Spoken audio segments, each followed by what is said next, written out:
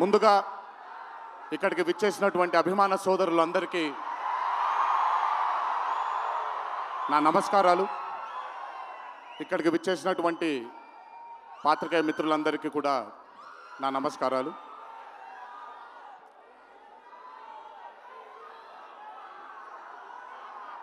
సిద్ధుని నేను పర్సనల్గా అంటే తన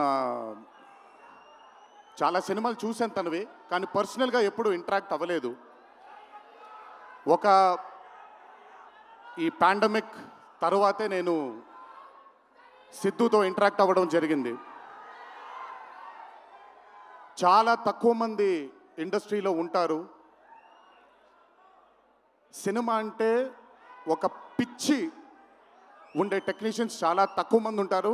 అందులో మొట్టమొదటి వరుసలో ఉండాల్సింది సిద్ధు. తనకి సినిమా తప్ప వేరేమీ తెలీదు. డీజే టిల్లు అనే క్యారెక్టర్ని చూసి మీరు అనుకోవచ్చు బేసిక్గా సిద్ధు ఇలాగే ఉంటాడేమో తన పర్సనల్ లైఫ్లో అని. But Siddhu is not that. తనకెంతసేపు సినిమా, తను చేస్తున్నటువంటి క్యారెక్టర్, తను పార్టిసిపేట్ చేసినటువంటి కథ, ఈ కథకి నేను న్యాయం చేస్తున్నానా లేదా అనే తపన. చాలా తక్కువ మంది ఆర్టిస్ట్లో కానీ చాలా తక్కువ మంది టెక్నీషియన్స్లో ఈ తపన్ని చూస్తాం మనం. సిద్ధు డీజే టిల్లు అనే మూవీతో కేవలం సక్సెస్ని కాదు, బట్ మన జీవితంలో కలకాలం మిగిలిపోయే ఒక క్యారెక్టర్ని మనకిచ్చాడు తను.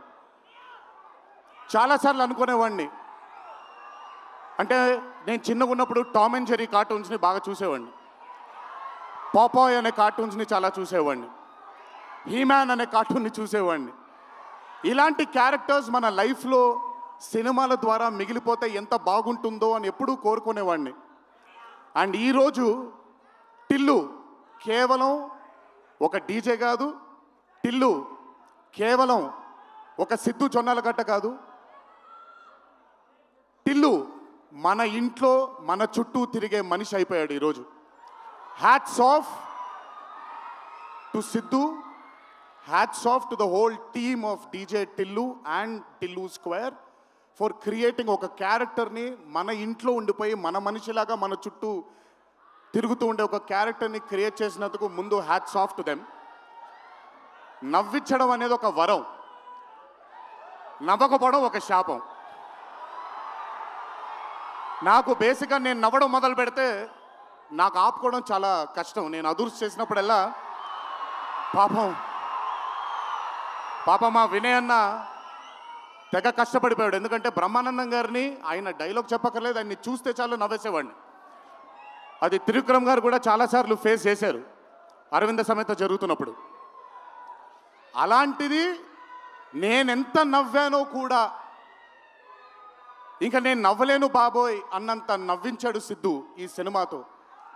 నన్నే కాదు చాలామందిని నవ్వించాడు.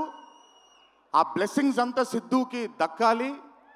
ఇంకా అద్భుతమైన చిత్రాలు, ఇంకా చాలా బ్యూటిఫుల్ క్యారెక్టర్స్ని తను క్రియేట్ చేయాలి, తను పోర్ట్రే చేయాలి, మనందరికి అందించాలి అని ఆ దేవుణ్ణి మనసారా కోరుకుంటున్నాను. అతనికి ఆ శక్తిని కల్పించాలని కోరుకుంటున్నాను.